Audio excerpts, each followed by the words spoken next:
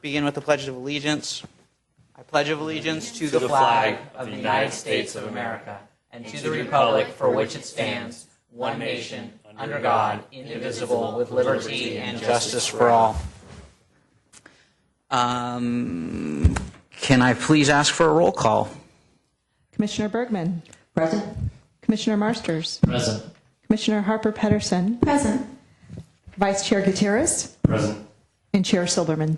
Present. So the next item is public comment. Seeing that there's absolutely no one from the public here, I'm going to not read the entire thing. Is there anyone here for public comment that is hiding behind the lectern? No? Okay. Moving on to the minutes. We've got two sets of minutes. Why don't we start with the shorter ones, the one from November 17th. Does anyone have any changes for the November 17th minutes? Nope. No. Then I would entertain a motion to approve. So moved. Is there a second? Second. All in favor? Aye. Opposed? None? Okay. Moving on to the November 3rd minutes. Sorry, I was laughing at Angela. I'm sorry, not laughing at Angela, Sure. laughing with Angela and her about and Angela. her remote location at East Northern Lights Boulevard. Could you see the Northern Lights from your location? You actually could see the Northern Lights one night. It was that vivid. Awesome. 2:30 a.m. All right. Yep. Does anyone have any changes to the November 3rd minutes?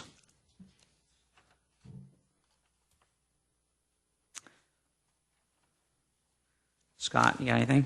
Nope. Your name appears more than any other name in the minutes, so I figured I'd ask you specifically. Yeah. Then I would entertain a motion to approve. So moved. Is there a second? Second. All in favor? Aye. I'm going to Opposed? abstain because I wasn't there. So. Okay, 4 yes, 1 abstention, and no no's. All right, moving on to the presentation and summary of the 2013 downtown parking study and review of parking management strategies. And you do, as far as I'm concerned, you do not need to go to the lectern. You can sit right where you are. We won't tell anybody. I mean, I guess this is recorded, so if you feel it'll reflect poorly on the planning division, you can go ahead and, or you prefer to stand, you can assume the lectern, but if you're more comfortable sitting, that's fine with me. Thank you, Mr. Chairman. And normally I would stand at the lectern. Tonight I will take you up on your offer. Good evening, Honorable Chair and members of the Commission. It was the best of times. It was the worst of times. We all have gone through the elation of finding that perfect parking space right in front of the retail business, and it's free, and you find that perfect parking space. And we've also suffered together going around and around in circles on the street looking for the parking and having to walk a block to get to where we're going. Such is the case of San Carlos. Depending on who you talk to, and your own experiences, you may find that perfect spot right in front of Tutti Frutti, or you may have to drive a while to get there. But eventually we all seem to get to where we're going in downtown San Carlos. So tonight what the Planning Commission has asked for is an overview of what we're doing about parking and parking study in San Carlos. And also a little bit about where we're going with this study and what we're going to do about it as the Planning Commission looks at development, and to give you context, because you all make recommendations and make decisions about development in and around the downtown San Carlos.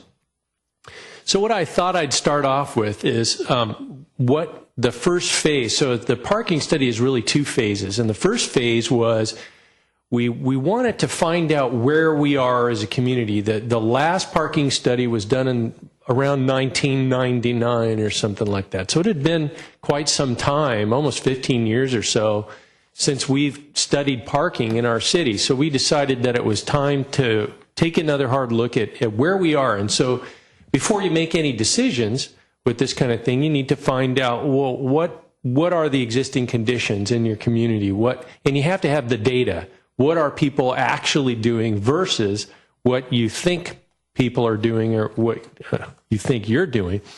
So here's how we started. And we started with a number of goals. We wanted to look at our existing parking supply and look at occupancy. And occupancy refers to where people are parking, but also, perhaps more importantly, how long are people parking in certain areas. We heard there are several different areas in the community where we've heard historically there's parking impacts. One is around the GSC neighborhood in the historic core of the downtown, and we'll talk about that in a minute.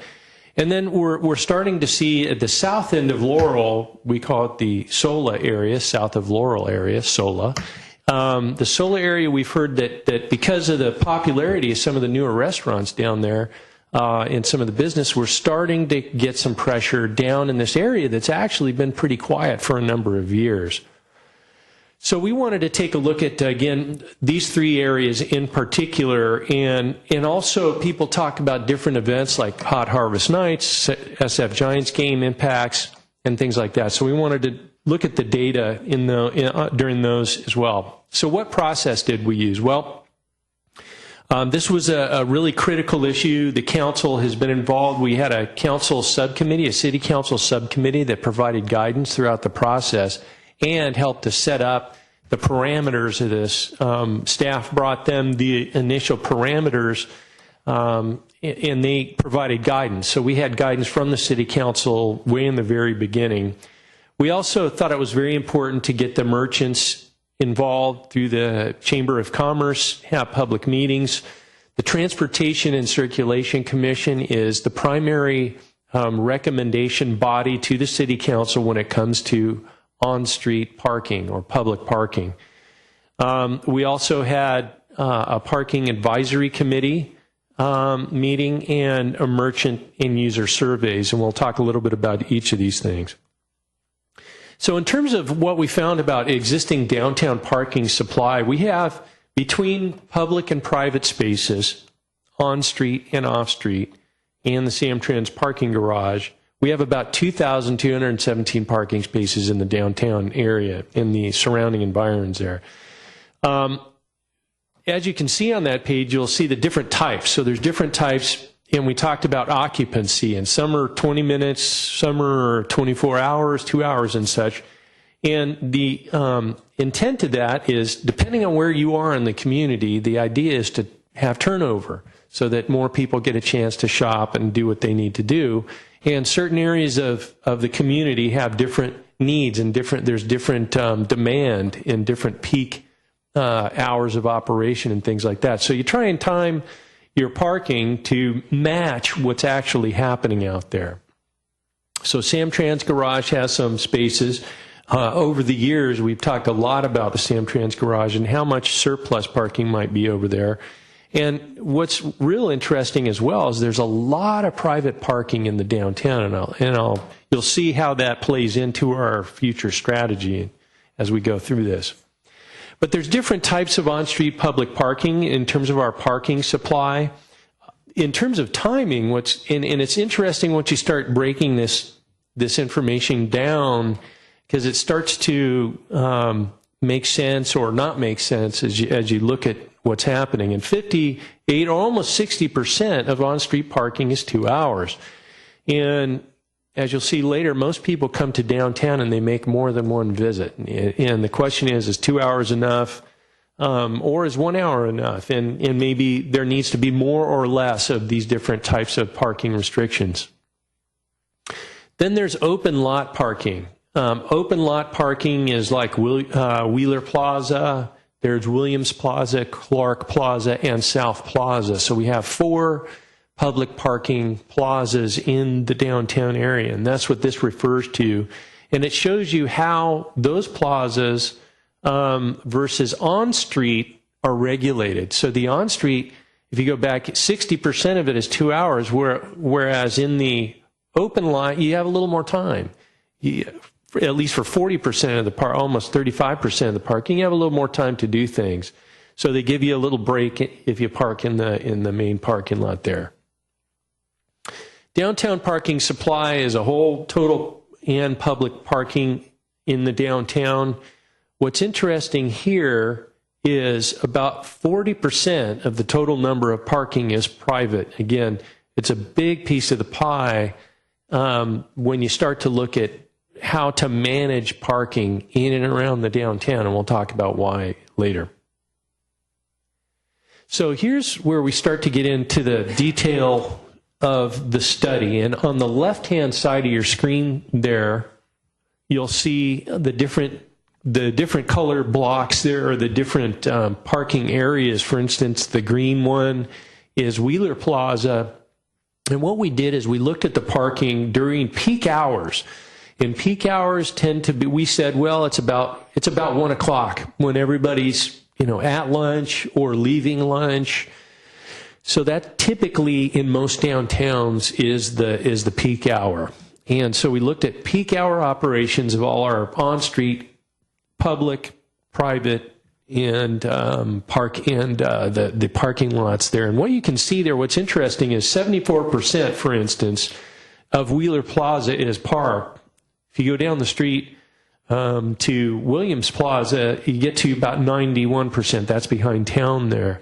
And if you're talking to a traffic engineer or a parking expert, what they'll tell you is you don't really have a parking problem until you get to 85%.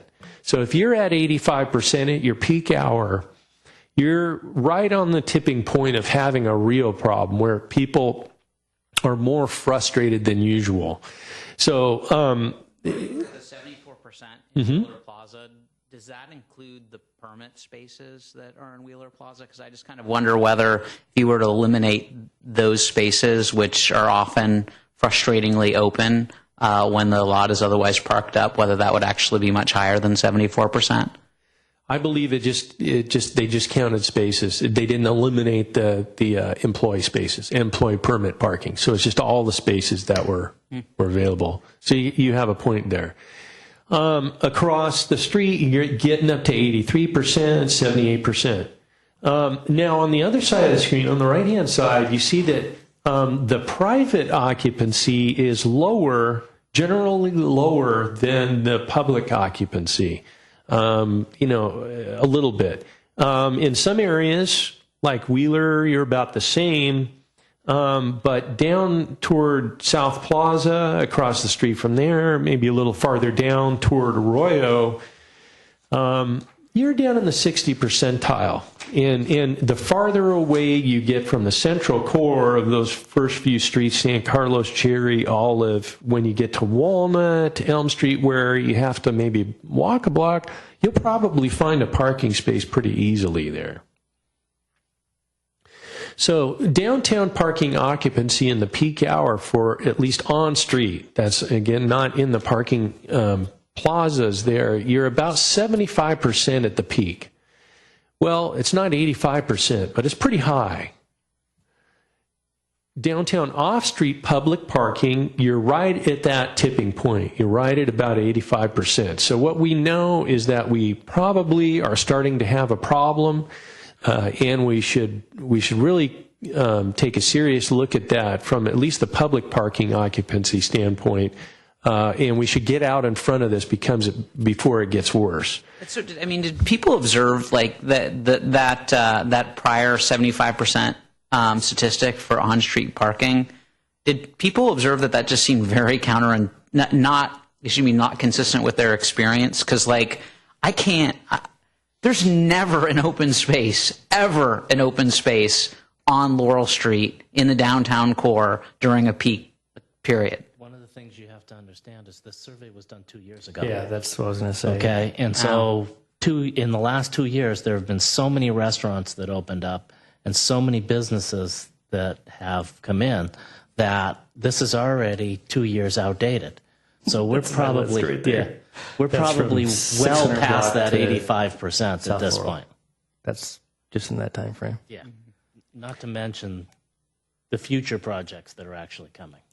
Okay. Sorry. So, and again, maybe it's counterintuitive if you're walking down Laurel Street, but if you want to go one block away on Walnut, if you're behind, for instance, Wheeler Plaza, you could probably find a spot. But it's frustrating to do that. So I just always park on the other. I can almost always find a spot if I cross San Carlos Avenue and go on the other side. I did that last night when I got my burrito. But anyway, keep going. And that's what happens. If you're willing to walk, you're probably going to find a parking space. So off-street private parking occupancy 65% in the peak hour. And that what did we say? That was about 40% of the total parking spaces in the downtown is private. And are we talking about like the spots in the bank? Is that what we're talking about? Yeah, it's spots in the bank, and there's a whole bunch of spots that are kind of tucked behind buildings around all the plazas. You'll see them there.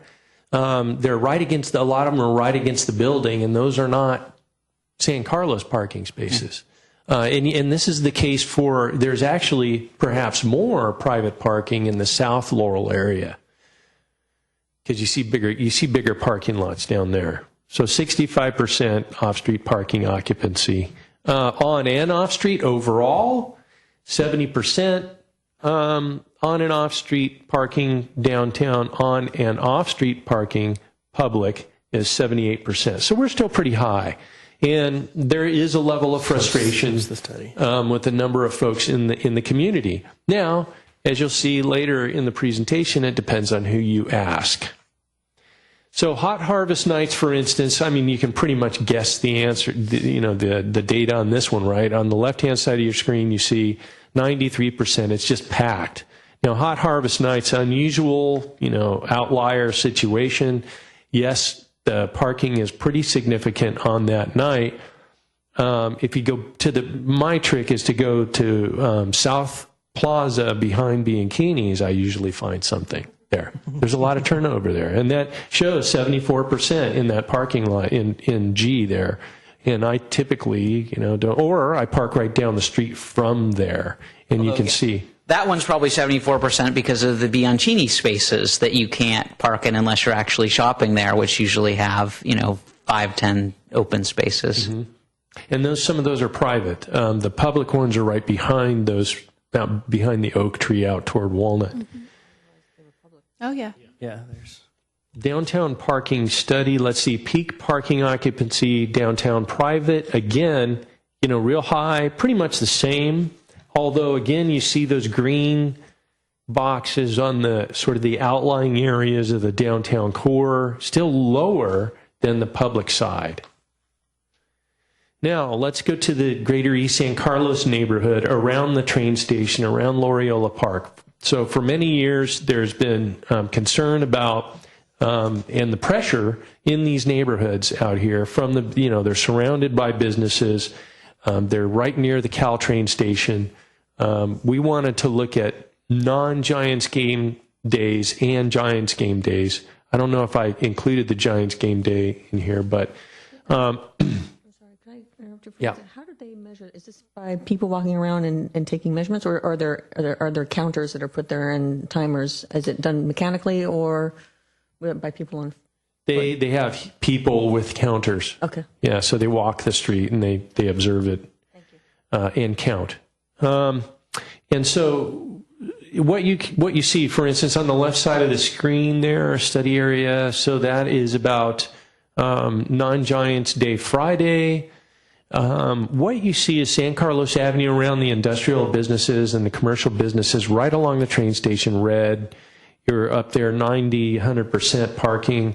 In the neighborhoods, it's a little lower than you would anticipate, in the 30 or 40 percentile, and some streets get up to 60 or 70%. But the frustration that you may find from a neighbor is maybe they could park on their block, but they have to walk down the block. Or, they see a car or cars in front of their house that, they don't know. And so, it is frustrating. It creates an issue in the residential realm that's, just different than it should be than the commercial realm. So we looked at that. It was a little bit different than what we anticipated, but we can understand some of the concerns. On the right hand, what's interesting to me, let's see, that's Saturday. what you'll see is purple at McHugh and some red, and that's when the soccer games are occurring. So you see more, athletic events over at Loreola Park during that day. So you have tendency to have higher parking rates around Loreola Park at that time. SF Giants game parking. So we did look at that. As you'd imagine, it's a little higher, but not a whole lot higher, which is kind of interesting. And I think what we found with this is that people are more likely to, or somewhat likely to kind of be afraid to miss the train, and they end up paying for the parking in the commuter parking lot. I know that's been my psychology when I go to the Giants games. Is I'm nervous. I won't park for. I'd rather pay a few extra bucks and make sure that I get on that train and get up to see the Giants game. So you'll see the commuter parking lot a little more full, but it doesn't impact the neighborhood as strongly as maybe we anticipated, but you do get more of those people parking in the neighborhood. This was last year's Giants, I believe. Let's see, it was 2012. It was a World Series year. Yeah, so it was a World Series year. Yeah, okay. And I thought we had the team they played too on there somewhere. The second one was the San Diego Padres. Very good. South of Arroyo, again, as we discussed earlier, there's a lot of change that's occurring down here. More mixed-use development, a lot of real popular restaurants. You've got the Office, the Salt Box, Three Pigs. And so you're really starting to see more activity. And the concern is, well, how does this affect the neighboring residential areas? And as you can see, the residential areas, there is some impact to those neighborhoods, although it's generally below 50%. So you can generally, like on Elm Street and some of the side streets, you're going to be able to find parking in your neighborhood. Now, down near the Office, you see the red on the left side of the screen, Friday at lunchtime. And then on Saturday at 1 o'clock, you still see a little red in that area. And then in the central part between Howard Street and Belmont, there's a lot of activity, and that's Trader Joe's down there. So you'll see more activity around the Trader Joe's, and there is a restaurant there. So you see more activity there. But it's a little more complex what's happening in this area. But I do think that this is an area that requires a lot of attention in the coming months and years. So, yes. If you go back one, so these were all done at 1 o'clock, whereas the real impact to the neighborhood usually is in the 5 o'clock hour when people are trying to come home. I mean, at 1 o'clock in the middle of the day, you wouldn't expect to see much in the neighborhood. You would expect a lot of parking because people are at work. Whereas if you looked at 5 o'clock and the Office is going full swing, and all the restaurants are open and everything, I think this would be a totally different picture at 5 o'clock in the afternoon. I think that there's a lot of the things from the residential neighborhoods would have a much more significant impact. Point well taken. On Figure 14, it says in the bottom left-hand corner, it says off-street observation 5 p.m., on-street observation 7 p.m. Do you know what that means? Yeah, I was going to say that I think that there was an evening study done as well. And if you look at the appendix, yeah, there was. So they did both lunch and the peak hour in the evening as well. So you do have that data. You just got to kind of dig around for it. Now, there's different perceptions about parking, and if you just kind of ask people, and I've done a lot of this, what's your experience finding parking, and you'll get different opinions and from different types of people. For instance, we did a number of different surveys. We surveyed business owners versus customers, so they're two different groups of people, and we received a very good amount of surveys, 248, which is a good turnout, 24 from the business owners and 217 for the customers. So it's kind of more heavily weighted on the customers, but they said slightly different things. Business owners, and it shows you just at the bottom of the page, you know, what type of business owners and where they parked. Business owners, 70% of those folks perceived a parking problem. And you can imagine, you know, if you were a business owner, your concern is, hey, how do my clients and my employees get to my place of business? Suggested, and they made some suggestions. We asked people, well, what do you think we should do? And they wrote in. So you'll see, you know, provide free parking at Samtrans, better signage, Wheeler Plaza, more parking, don't put in parking meters, and that's not on the table. And then survey of customers. Less people in the customer group felt that there was a problem. Nearly half parked on the street.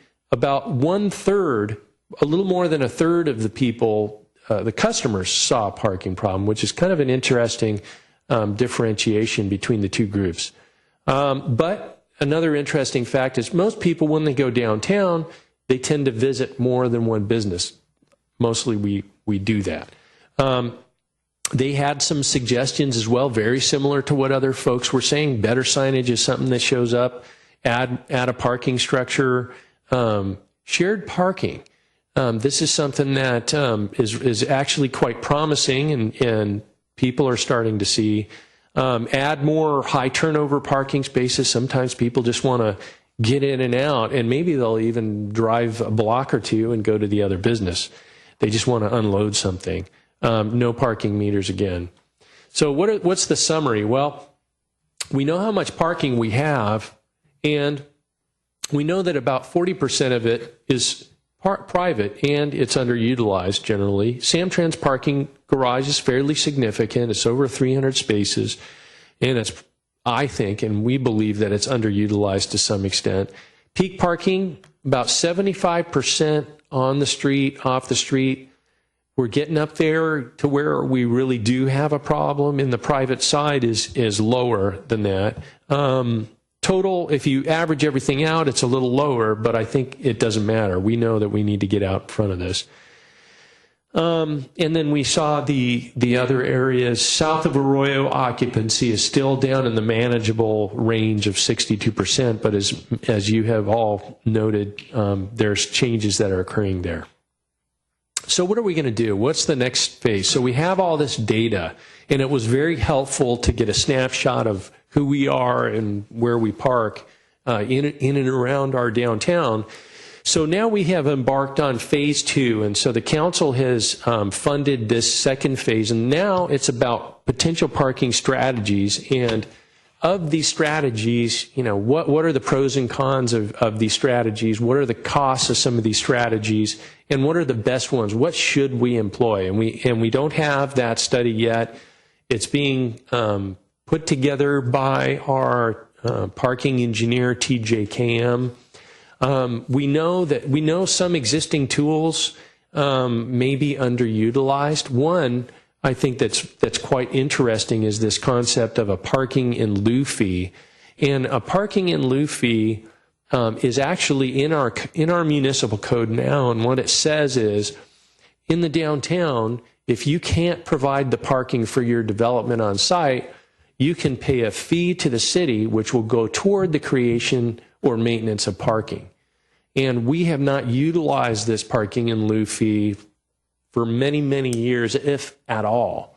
And what's interesting about it is, at the time, and I think it was instituted quite some time ago, but at the time when I was working in Mountain View and I was working on the downtown plan for the city of Mountain View and trying to come up with parking solutions there very similar to what's happening here, I looked at San Carlos, and the unique thing that I found is this parking in lieu fee. And it was actually instituted in the city of Mountain View and is used quite heavily in the city of Mountain View. Same problems. They have a lot of development pressure, but very little land and to park in. Is very, very expensive to create parking. So this concept of a parking in lieu fee, I think, is really good and should be revisited. Enforcement, time limits, we talked about that. Shared use of private parking. And the reason I kind of touched on that so much is I think this is another area that we have seen, and I think other people recognize as an area of unutilized potential in our community. What if private property owners were approached at, like a rental agreement of some kind or a lease agreement for those private parking spaces that are underutilized? We actually had someone come in from one of the newer buildings on the South Laurel area to a council meeting and offer the council to lease those spaces for public use. So people actually out there, and it was suggested in our surveys, people actually get this stuff, and they're making suggestions. And that's another area, I think.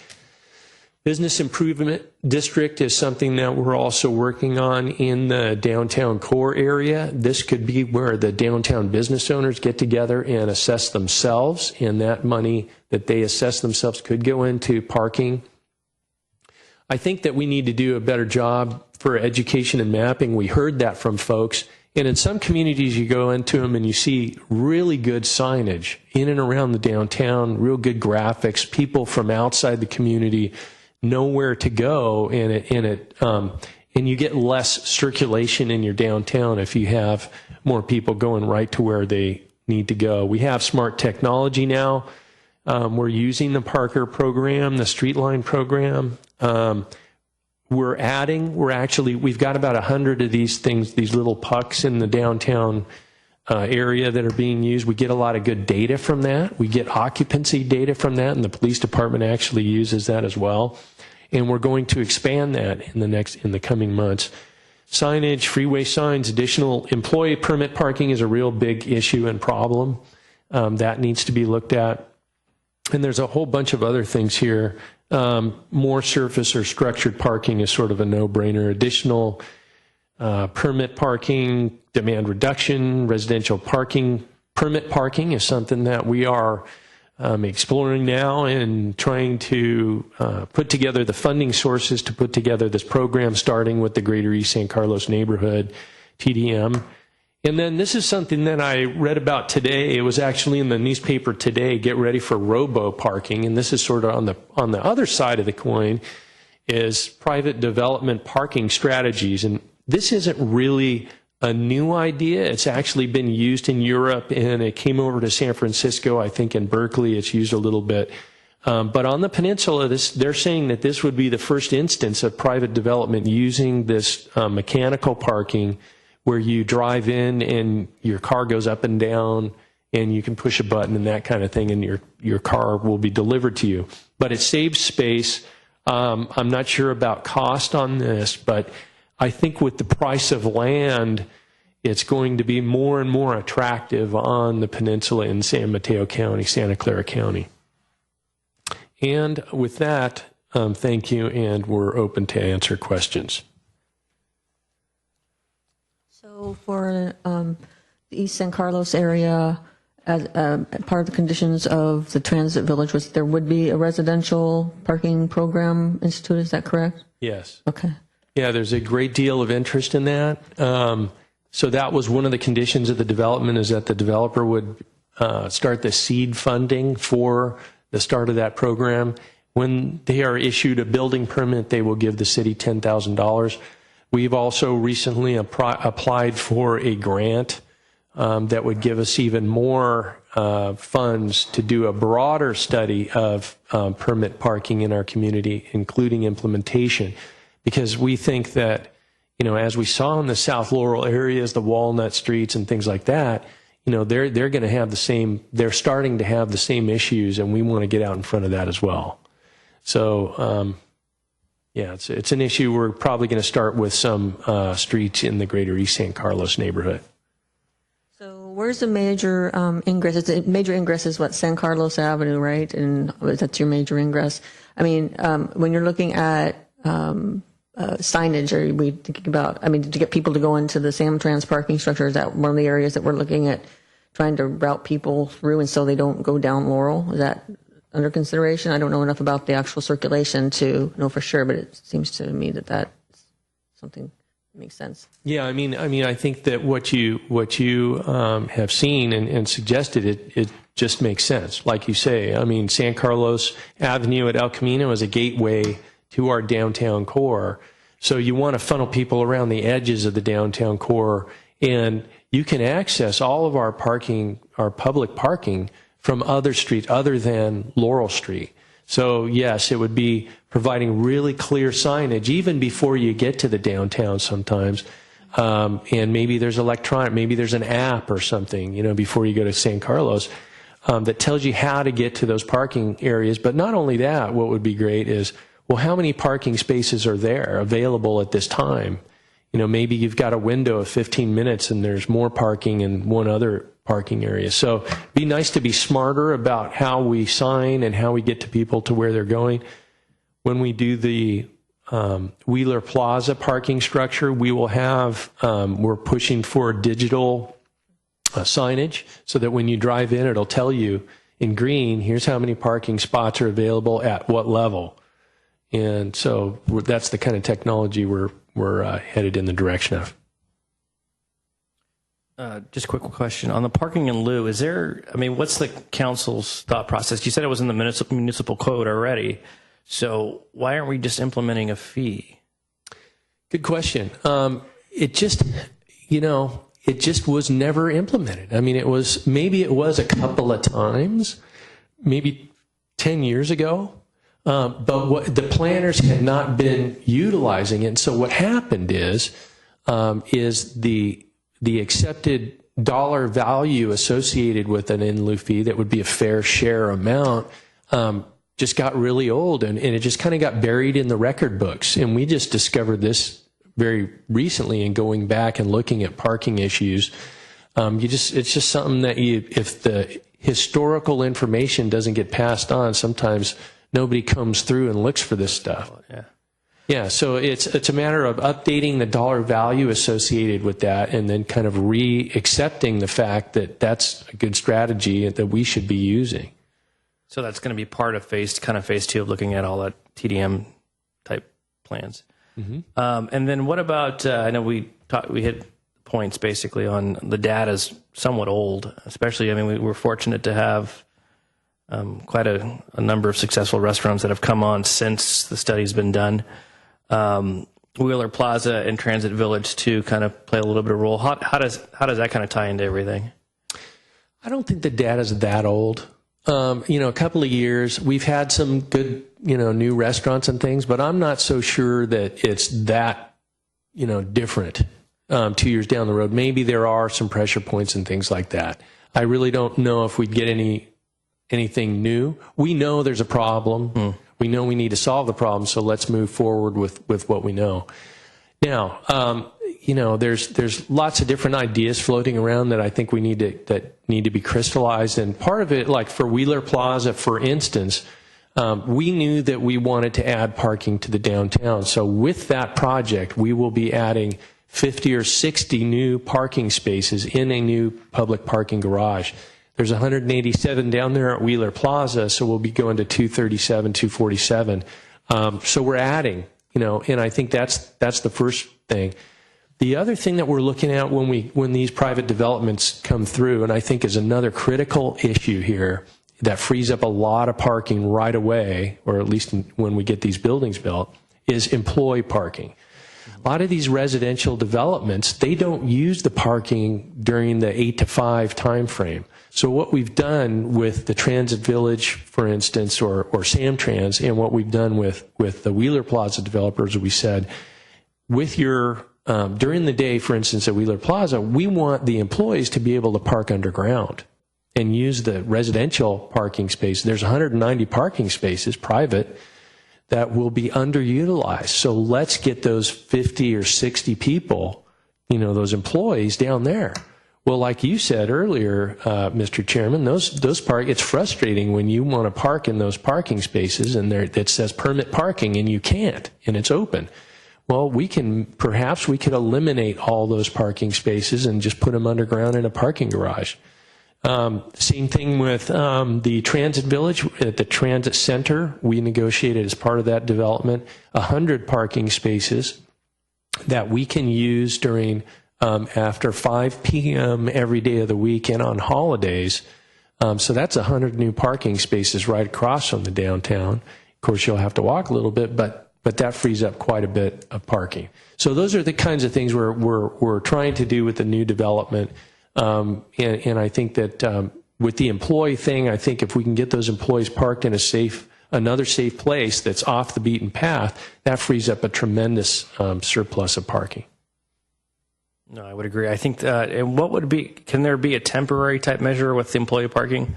I mean, the Samtrans structure is really underutilized, and I read most of the surveys, and all of them basically said they don't think that if the employees were forced to park there, they would be fine with that. I mean, that would eliminate. I mean, that would probably add another 75 spots. I would think to the core. That's a possibility. And it's something that we would need to negotiate with Samtrans, and I think they're open to that. I think that what we want to do is during the time that Wheeler is under construction, the way we're trying to work with that issue is we'll have valet parking on Laurel Street where the Foodville building is. That building will be taken out, and we'll have valet parking there, and they will utilize the Samtrans parking lot or maybe the Transit Center parking lot for the valet parking. So and maybe we'll have another valet parking space somewhere else around the downtown area too. So that we're kind of looking at near-term construction impacts, and we're trying to deal with that. But I think your point that maybe that could be utilized either in the interim before the construction or after is something that we can look at as part of phase 2. Oh, no, I was just agreeing. I think for me, and I've spent a lot of time with the downtown study because I was on the little committee for it. So, and I have a different opinion of parking because I actually find San Carlos parking marvelous, and maybe that's because I spend too much time in San Francisco. So I think it's fabulous. With some notable exceptions. One of the things I do notice is I guess I'm more concerned about south of Arroyo than I am the downtown core, mostly because there doesn't seem to be a lot of overflow parking options the way there are in the downtown core. So I'm wondering what the strategies are going to look like there going forward. Yeah, I think in the near term we have to use what's there, and so I think that the use of private parking spaces is the area that we are going to have to go for first, because there's more private parking areas down there that are like vacant. Several of them. If you walk down there at lunch, even at lunch or 11 or after lunch, you'll see dozens of parking spaces that are just sitting there.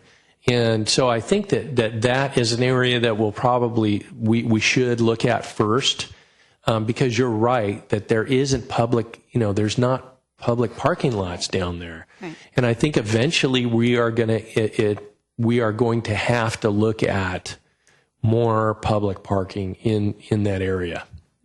But I think that's kind of the heart of what some of us have been struggling with as we've been approving primarily we'll call them mixed use, although they're primarily residential developments down south of Laurel, is we're looking at the parking requirements of the ordinance, and we're saying, well, based on our experience, that's not going to be enough. When you've got whatever it is, 20 units. Well, actually, that's not a good example, but we had the one with I think it was 5 units and 9 parking spaces. We had a couple of those. In our experience, or my experience, that doesn't seem like it's enough. And then it doesn't seem like we have like a current strategy that is being implemented right now that is going to deal with the fact that parking seems impacted to us, and we're putting more development in there with what seems like insufficient parking. Mm-hmm. So like what's the how do we feel, or how do I feel better about approving those projects in the near term when there isn't an implemented strategy?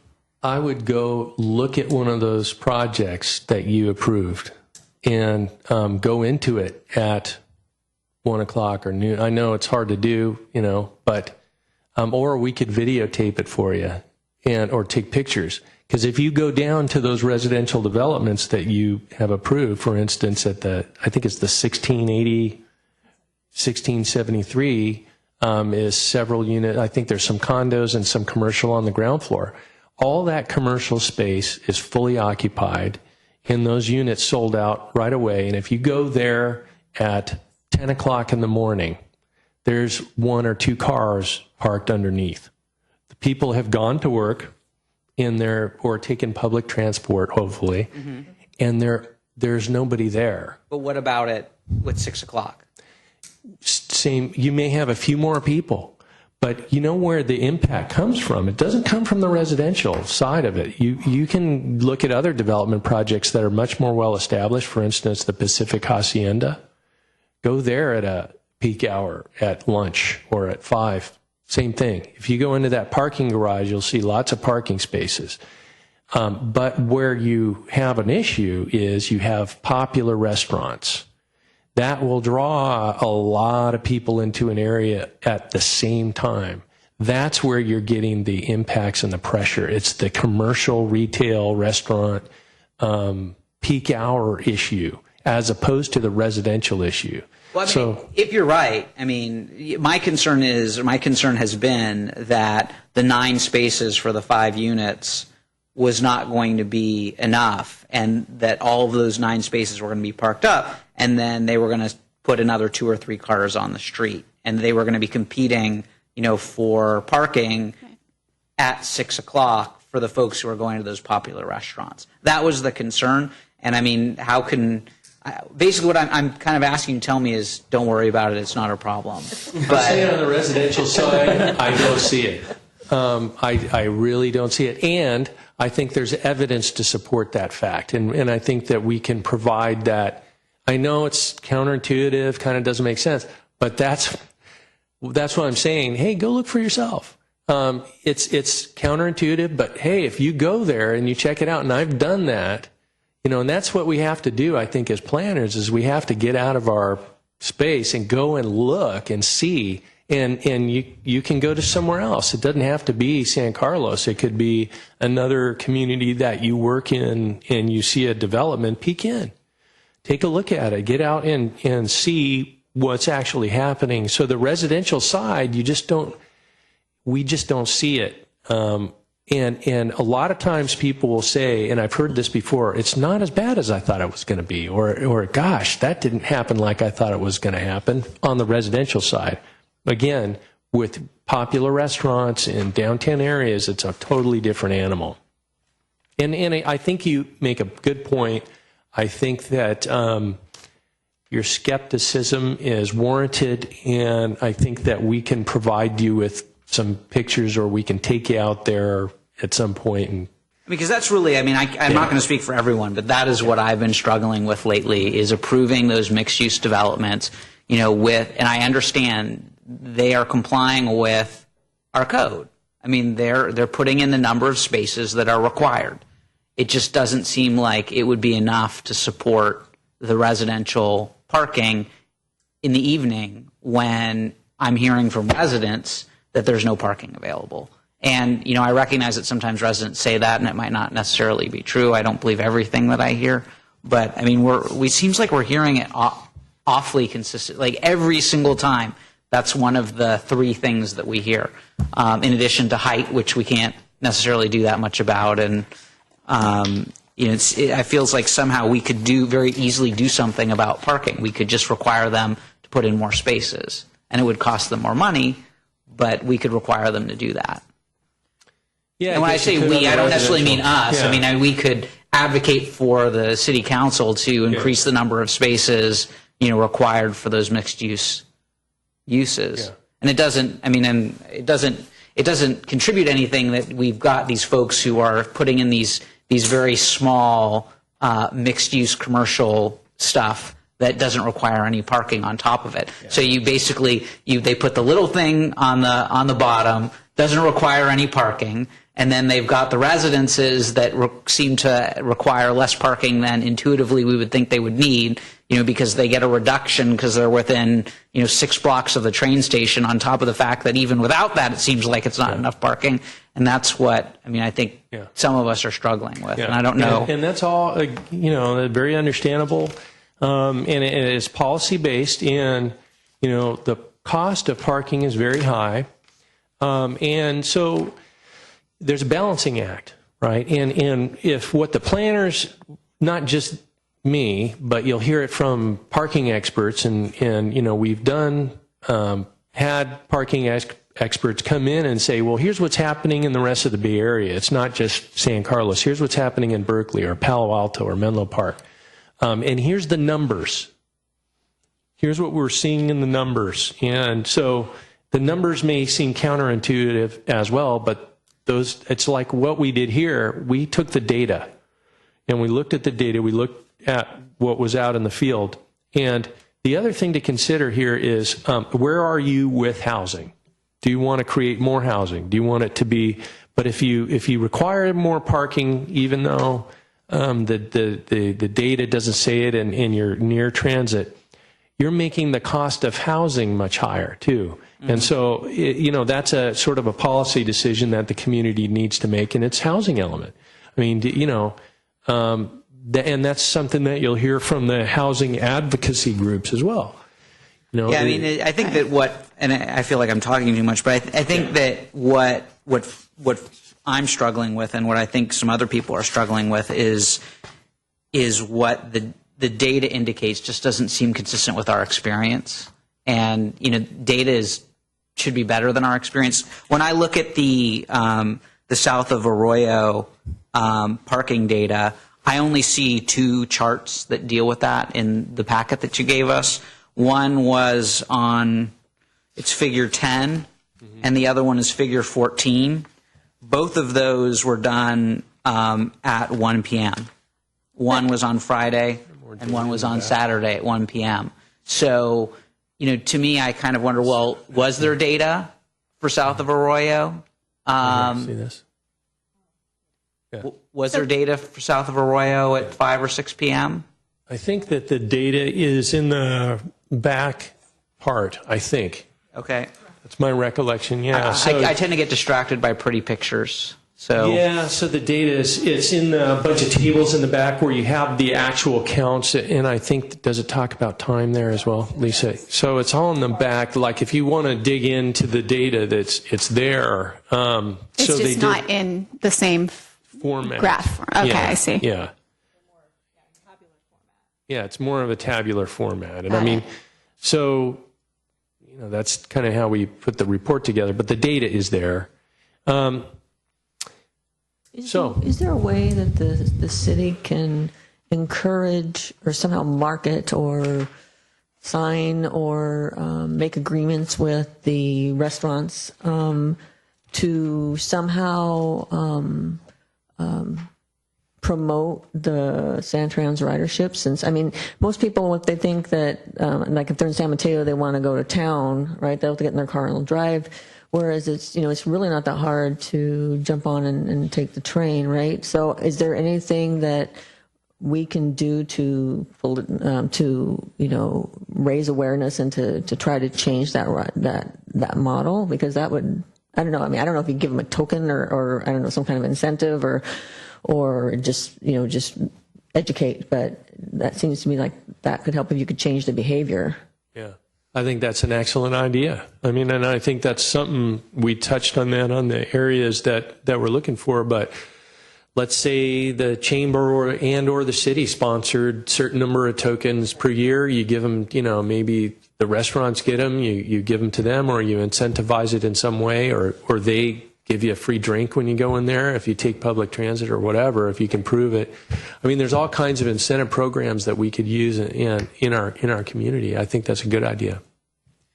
You sure that you've got? I mean, I'm looking at Appendix A. That's parking. That's parking inventory data. Then Appendix B is parking occupancy data, which is where I would think it would be. But it seems like this is. It seems like this is all downtown. Is there any of this that's south of Arroyo? Or are we looking in the wrong place? Yeah, I don't see south of Arroyo. I see everything up into Arroyo.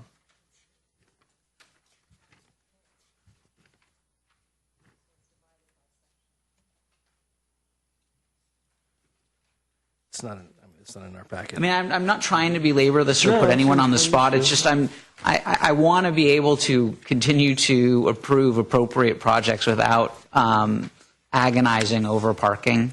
I mean, that's kind of my end goal. Yes. It's not in here. Yeah. So it may. Yeah, it could be. Let me see. And hey, again, just going, and I know this is dangerous, but again, just going on experience, I usually don't have a lot of problems downtown. I mean, yes, things are parked up. I have to drive around. I'll move across the street on Laurel. I'm looking forward to having access to the Transit Village parking because that's where I'm going to park when I pick up my burrito.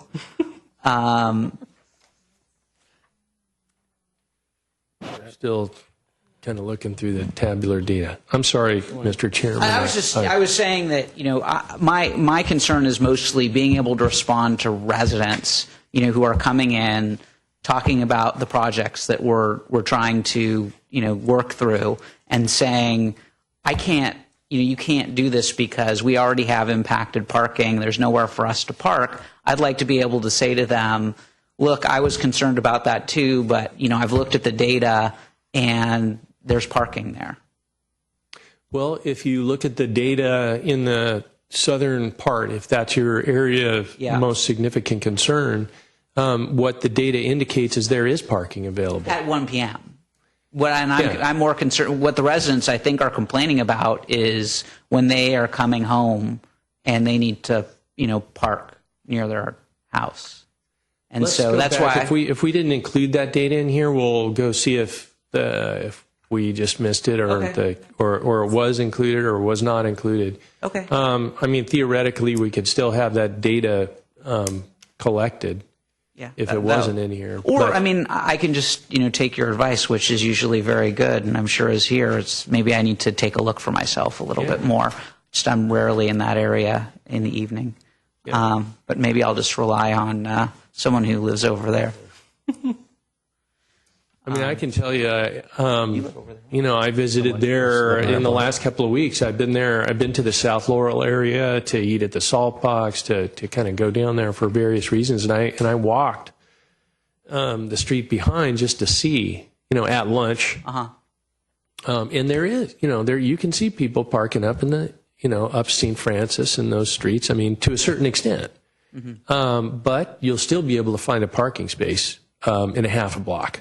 But you can see that there's folks, and you can tell that those folks aren't necessarily, you would just assume that they were there to eat at the Salt Box or eat at one of the other restaurants. Sure. I would expect that, especially during the week. I would expect that there would be plenty of street parking in that area because the folks who live there are at work. It's at 5 or 6 or 7 p.m. when they're home from work. When I would expect it to be a problem. But I don't want to belabor this. Does anyone else have any questions, thoughts, concerns? I got a couple of them. So I know you say the data, the conditions downtown really haven't changed all that much, but one thing that really has changed in the downtown is that in the last 2 years there's been an explosion of outdoor dining in the downtown. And every time a restaurant is full, and now you're putting all kinds of tables out on the sidewalk, all of those individuals need someplace to park. So I think there really has been a significant increase in the amount of parking in the downtown because of the new restaurants, because of the outdoor parking. I think that we have reached that tipping point, and I want to make sure that this is not just another study, but that they're going to come back with strategies, because I keep hearing words, we're going to do another study, and we're going to come up with strategies. To me, those are two different things. A study is going to come back and say, we need to do something. Again, a strategy is a report that comes back with strategies is going to say, these are the things that you need to do. And I want to make sure that that's the second step and that it's not just another study that's done to say, yeah, we either think we have a problem or we don't have a problem. I think that the uncomfortableness of all of us, it sounds like, is that there is a problem from our point of view. And that's making it difficult for us to say yes to additional projects. So this is a strategy report. This is not going to be just another study. That's correct, yes. And Yeah.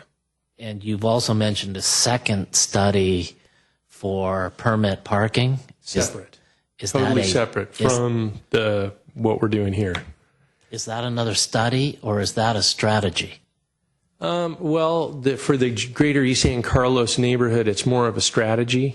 And in fact, I think that, but I think that in other neighborhoods, we're sort of not as far along Okay. as we are with the greater East San Carlos neighborhood. I mean, we've been looking at your neighborhood for more years and we have more direct experience with it. I think that the south of Laurel area is a newer, area of concern because in the last few years, I mean, even some of the restaurants that were down there weren't doing as well. And when the office came in, that really changed the landscape.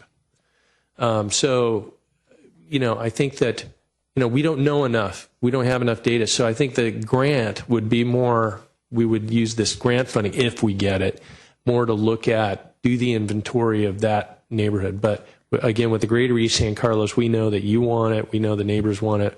We're probably going to, we'd maybe like to start with a couple of blocks or a pilot street or, so we're ready to kind of move forward with that as a separate thing, totally separate. So I found the Arroyo information, and actually it's what it's showing at peak hours of 6 p.m. It goes anywhere between 75 and 100% utilized. So Can you give me a page? In what Ken? street is that?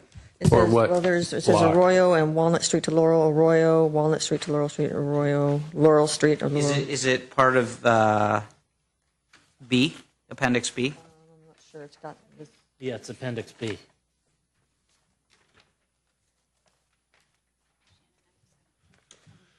This right? Am I looking at this right?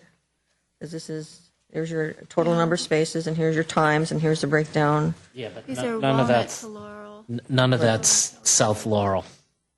Well, okay. Yeah, Yeah. that's all. It's all the other part. Okay. Okay. It's all north. Okay. Sorry. No, it's okay. Okay. On street? For South Laurel? A couple of other things. Not off street, but on street. So, what really? You don't see the Walnut Street south. Okay. That was on street, so I'm sorry. Maybe I need to digest this a little bit more so I fully understand what's being said here. Where it says the street, and then it's the cross street, Walnut to. It's the cross street. It's Arroyo and Walnut, Arroyo and Laurel. We can actually go back and look. Yeah, they're Arroyo and Laurel. Let's go back. On-street parking at 6 p.m. is at 100%. Yeah, so that's an area that.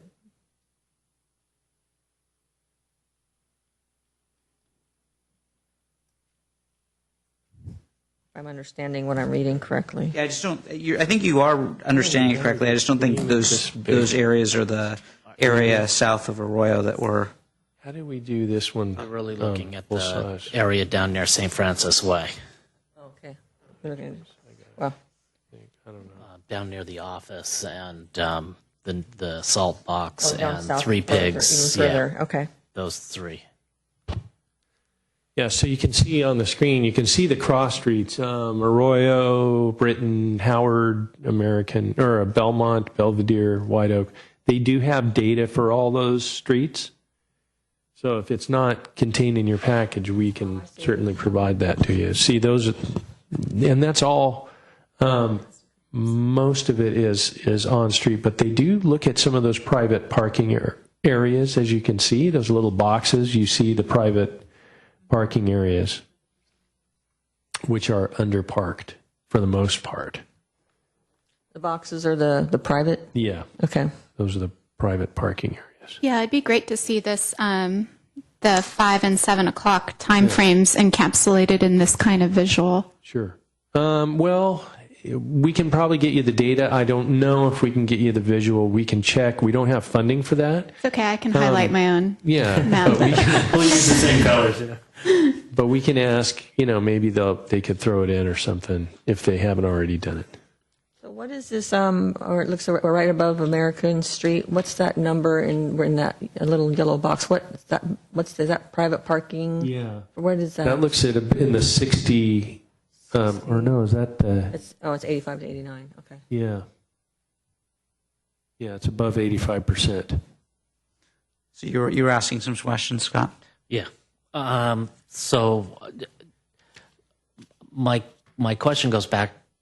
I've got a couple other ones also, but what I was sort of getting at is, what are the next steps for the east side? I know that, are you just waiting for the $10,000 from the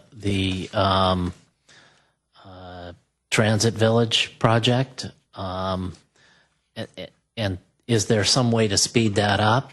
I know the residents over there have been, for 15 years, have had to deal with this problem. And so I'm wondering if there's the city has, $10,000 somewhere to sort of, loan that program and then be repaid when the permits are pulled for the Transit Village.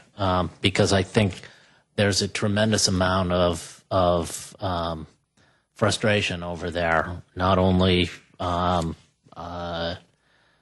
along where the Transit Village will go, but along Terminal. We heard from many residents when they were in here talking, and the parking along Industrial Road has changed to 2 hours, which is forcing a lot of those long-term parkers into the neighborhood. There's the potential hotel, which right now is the basketball camp or sports camps, and there's loss of parking on Old County Road because of the construction there.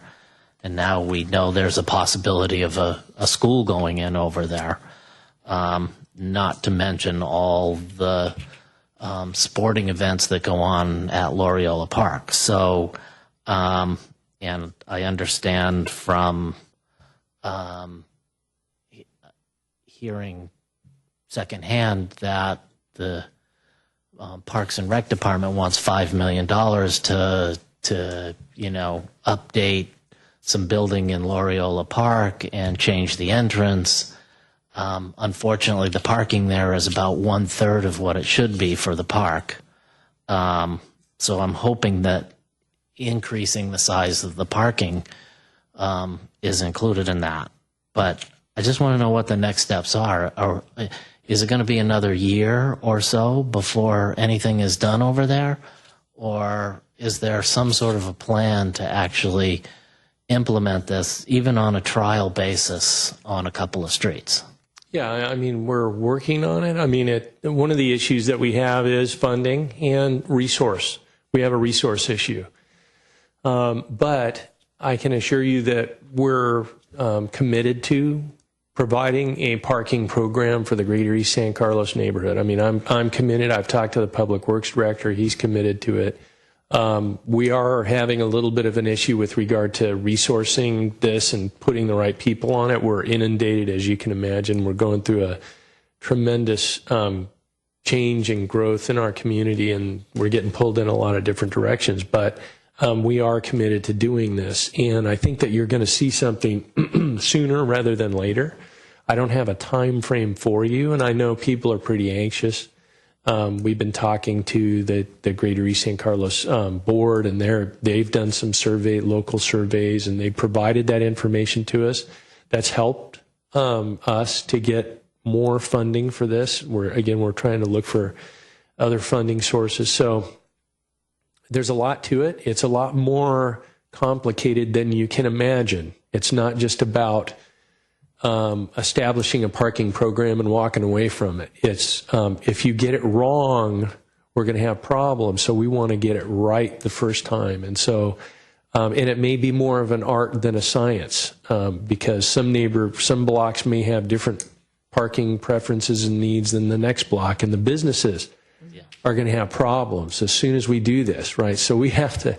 There's a lot of moving parts. So we are thinking about all the parts of this thing, and after thinking about it for a little while, we recognize that we don't want to make any big mistakes with this either. We want to get it right and work with the community and have public outreach and we already have had some of that. I'm sure I'll hear more tomorrow night at the neighborhood meeting and talk to folks tomorrow night. But I can assure you that we're moving forward. It may not be as fast as people want, but we really want to do something over there and do it right.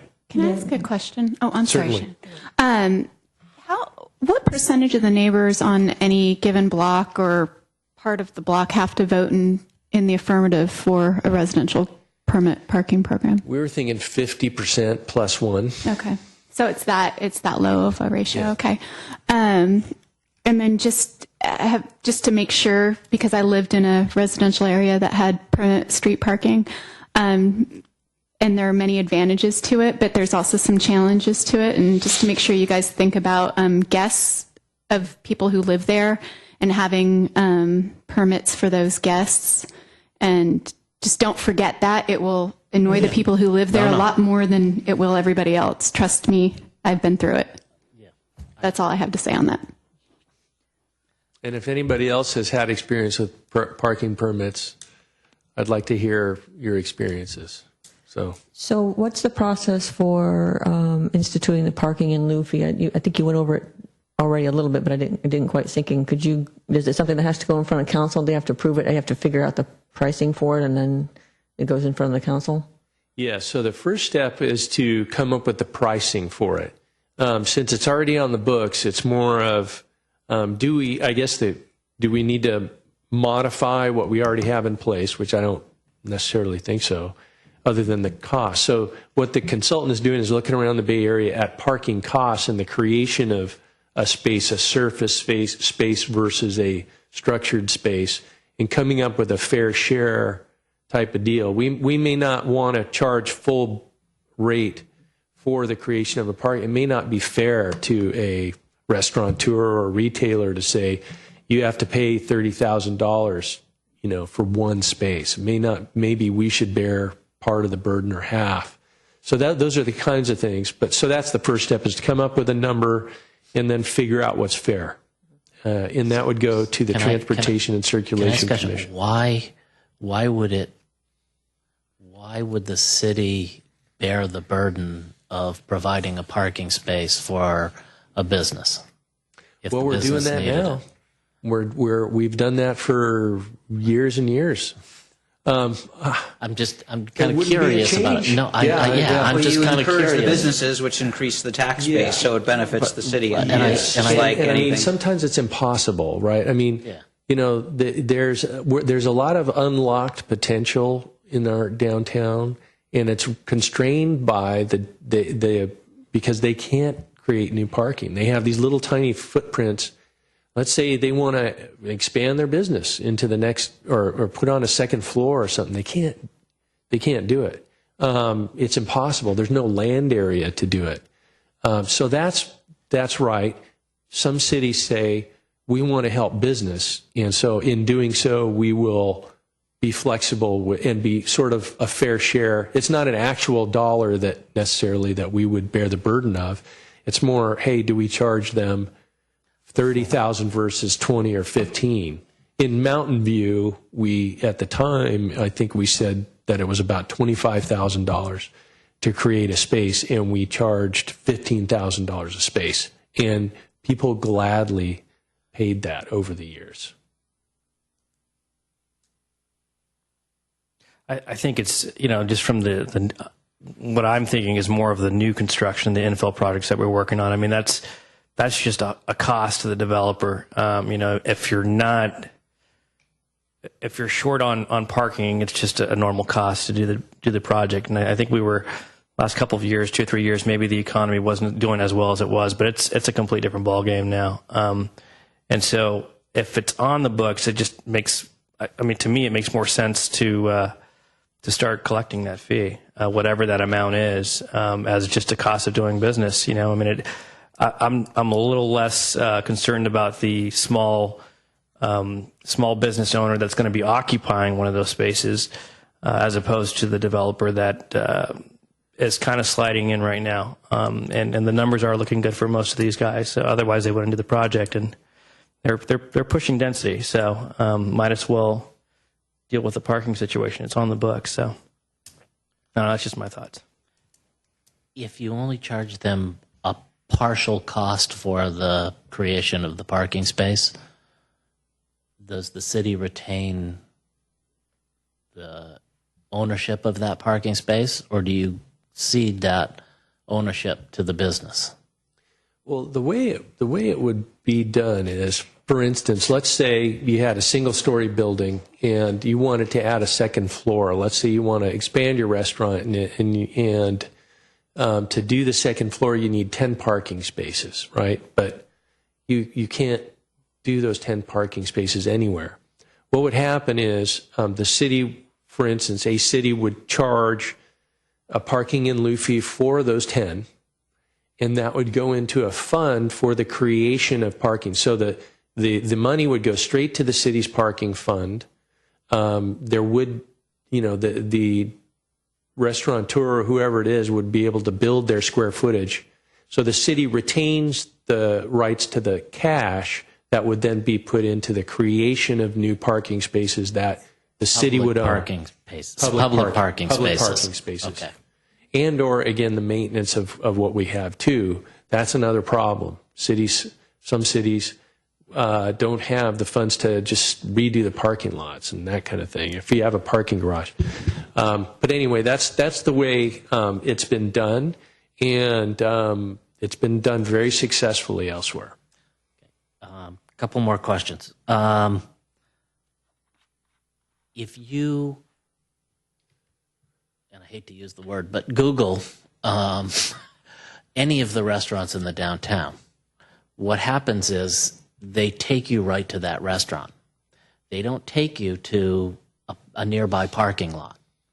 And so there may be an opportunity there to create an app for San Carlos that sends you to a nearby parking lot rather than the parking space that's right in front of that particular restaurant. Excellent point. And if I could just add to that, we are working on a map of the downtown restaurants and businesses in addition to East Side businesses. And on this map, it will be on the city's webpage, and it will be interactive, and you will be able to click on the restaurant, go to the restaurant website, but you'll also be able to see the nearest parking. So we're actually working right now with somebody on putting together these, and it'll have an app. Good. So we're working on that. So another question. We know we need signs, so why are we waiting for a survey or a strategy to do signs? Isn't that something that we could begin to move forward on sooner rather than later to sort of help direct people to parking, existing parking? I think it's pretty low-hanging fruit. You make a good point. I think it's something that would need to be, although it's been identified, good idea, we need it. I think it is going to be more official in this Phase 2 document where the council says, and the TNC will say, you got to do this. Go ahead and do this. Now, it's not going to be cheap to do that, so we do need to come up with the funding. So I think it's getting it in this second phase and saying, yeah, this is something that we ought to do. Okay. So you're right. I mean, theoretically, we could start to go after it. It's a capital improvement funding issue. And then the last thing is, I know at some point we're going to bring back the zoning ordinance, and I know at least a couple of us have had serious concerns about the TDM conditions and what individuals get points for, kiosks, Wi-Fi, things like that, just, at least to me, don't feel like they should count towards the TDM as far as working towards the creation of that 20% reduction.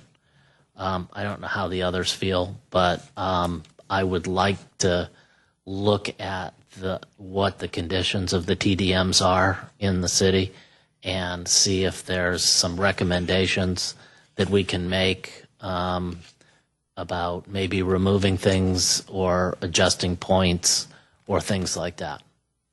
I mean, I've heard that from others on the commission as well.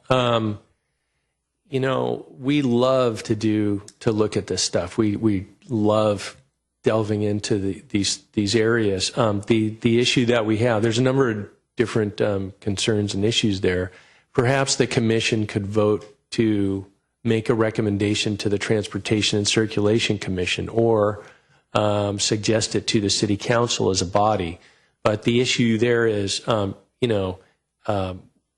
are a number of other different objectives that the Planning Division and Community Development Public Works is asked to do, and those are typically put forward by the City Council in terms of our work and the resources that we need to devote to these things. The Transportation and Circulation Commission is typically the body that would uptake a project of this nature.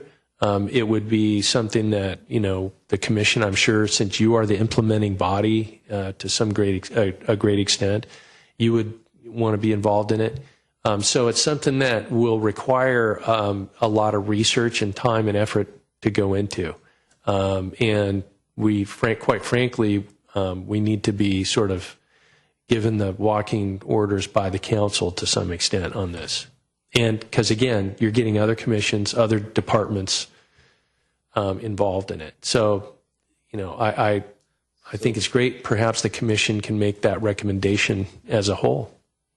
And then we can kind of take that forward and say the commission is interested in this and go from there and see if we can get it as an objective on the city council's. We meet with the council every 6 months. They assign strategies and objectives to us. And I'll make that recommendation if I think there's well, others I think who. that we would need to agendize. Okay. I think if we were going to. And I'm sorry, Mr. Chairman, I'm sorry to interrupt, but Lisa just brought a good point up. I mean, again, we could bring somebody else in too. I mean, we could ask the City County Association of Governments to come in and provide you with some background information if you're interested. I mean, I'm not sure. I mean, do you guys want to delve right in and make some changes, or are you interested in becoming educated on how the plan was put together, where it came from? Because if that's the case, and I would assume that you would want to kind of learn some things. I'd personally be interested in understanding how the actuals map against what the projected TDM is supposed to do. So if, let's say, a kiosk is supposed to reduce it by one trip, does it really reduce it by one trip? What does the data say? What does the research say as far as how accurate are those measures? Yeah. And I mean, we'd be happy to have somebody come in and talk to you about those things. And in fact, as the City County Association of Governments put out a congestion management plan for the county of San Mateo. So, and each county actually has one of these things. It's called a CMP, a congestion management plan. They're the ones who assign the numbers, and their boards decide on a countywide basis, here's how we think you should do it. And what cities have done typically is adopted that methodology that was already determined by this other body, so that we're consistent with the rest of the county. Now, some cities develop their own TDM programs that maybe go away from that to some extent, but there are requirements that the city is required to meet if you go over a certain number of trips in the county, and you have to conform with this plan. So that's kind of how the big picture. So we could see if we can get somebody in, an expert maybe from the City County Association of Governments, one of their TDM people or traffic people, to talk to you about how they put this together and what those numbers actually mean and where they come from. I'd be happy to. It'd be great to bring someone get in. that. Maybe that's where we start with that this will be- thing or something. I think that's a good start.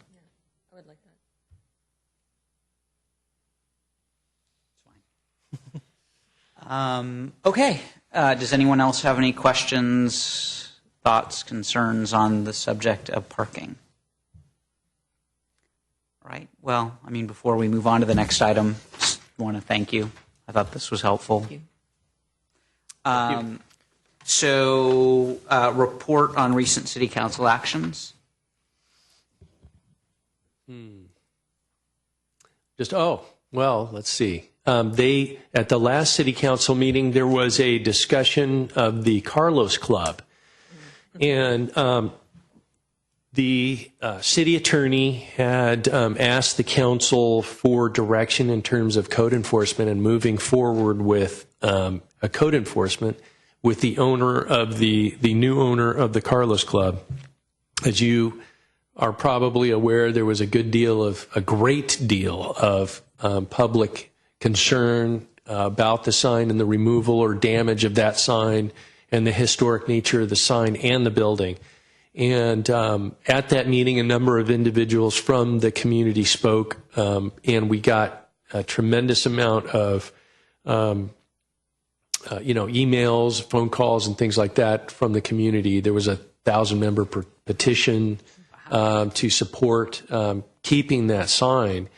And we had been, city staff had been in close contact with the new owner of the Carlos Club, and we asked that the sign be restored to its original condition. Some of the bulbs were removed, some of the neon and things like that. So the owner agreed to restore the neon sign to the condition that it was in when he took control of the business.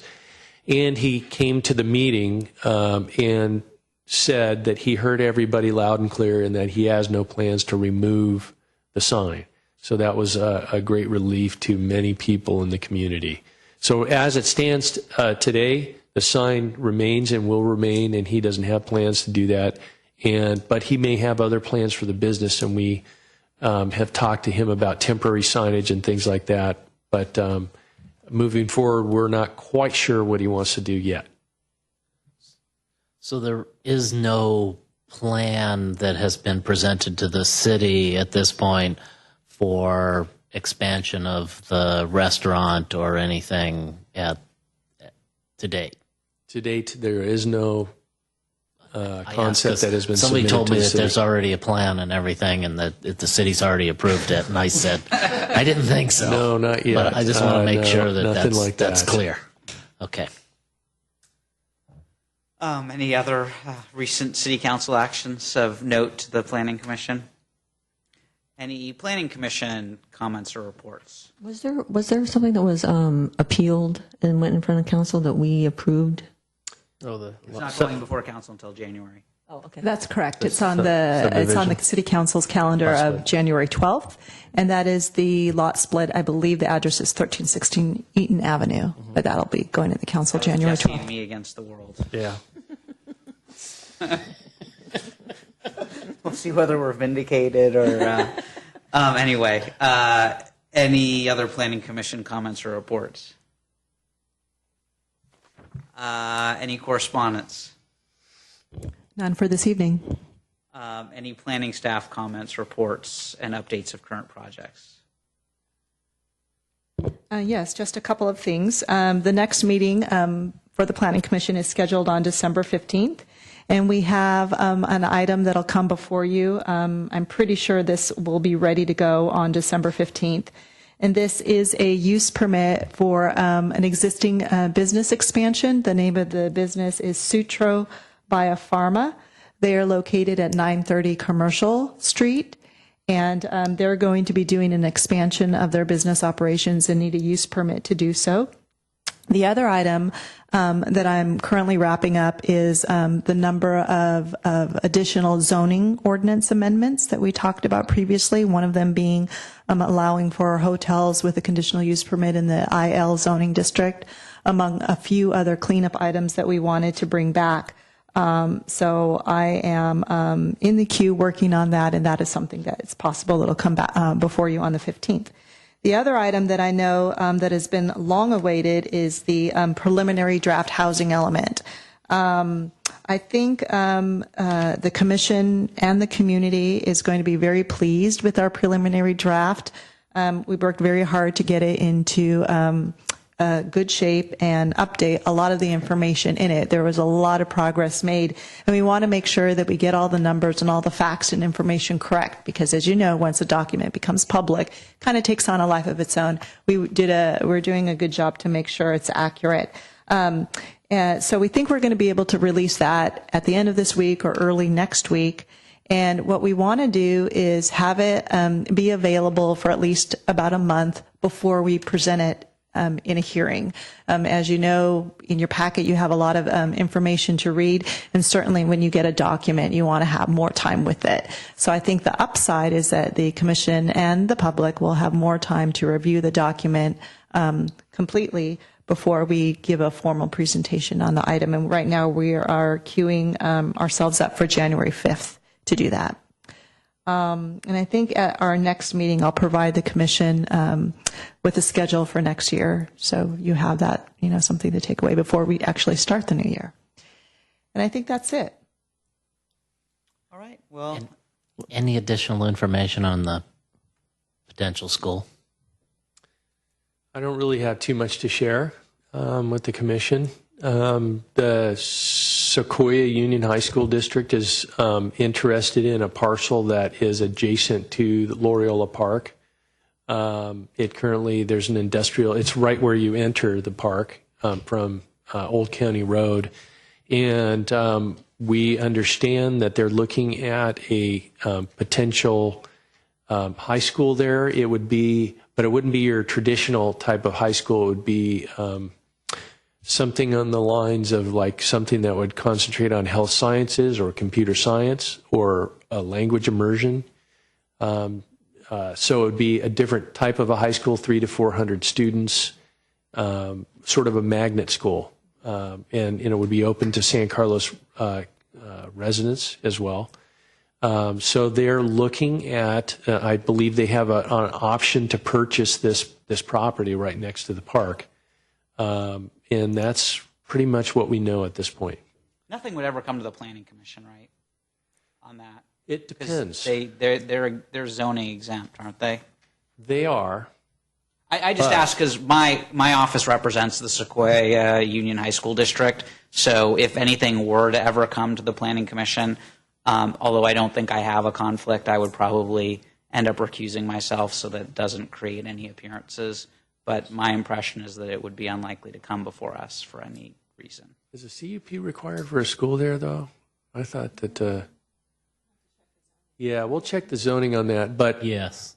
it is. Okay, so Scott already. You're saying it is because you want it to be, or because you actually have some knowledge of what the requirements are? I've actually looked at the zoning. Well, then I mean, just be aware that I'll probably end up recusing myself from anything having to do with the school. Okay. Do we know if the entrance to Loyola Park is actually owned by the city, or is it, do we have a right of way through that area? We have an easement. We have an easement. So it's pretty, it's very strong. Okay. It's not like they can take it away from us, I don't think. Although, as the chair noted, the school district is exempt from city laws, but maybe not state law in terms of state land use, ownership laws, although they have some powers. They have the power of eminent domain and things like that. So I think that They can't take the park, can they? I don't, that's a legal question. But they want, I believe that the school district wants to work collaboratively with the city of San Carlos, as do most school districts. I mean, we've had a really good working relationship with our own school district here. And most of them want to be members of the, if they're going to come into your community, they want to be a member of your community and work closely with the residents and the government. All right. Well, again, thank you. The presentation was very nice and informative and well presented. So unless there's something else, I'm going to adjourn the meeting. All right, meeting adjourned. Thank you, everyone. So yeah, my